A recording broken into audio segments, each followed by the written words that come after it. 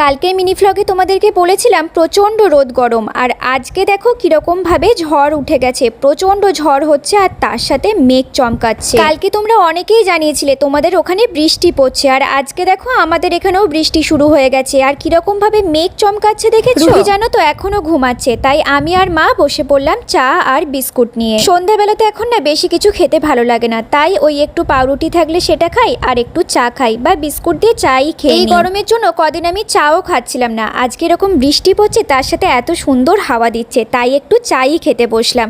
এখনও রুহি ঘুমাচ্ছে। আমি মাকে বলছিলামই যে আমি যেই খেতে বসবো দেখবে ঘুম থেকে রুহি উঠে গেছে। এটা জানো তো সত্যি কথা। আমি জানি না তোমাদের কারোর সাথে এরকম হয় কিনা। আমি যেই খেতে বসি এক গ্লাস খাওয়ার পরেই আমার রুহি ঘুম থেকে উঠে যায়। সবাই বলে নাকি মারা খেতে বসলে বাচ্চারা বুঝতে পারে। তোমাদের সাথেও কি এরকম হয়? আমাকে তাহলে অবশ্যই জানিও। আমার সাথে জানো তো প্রায় দিনই এরকমই ঘুম থেকে উঠে মাকে না দেখতে পেয়ে রুহি তো এখানে খুব রেগে গেছে। এখন চলো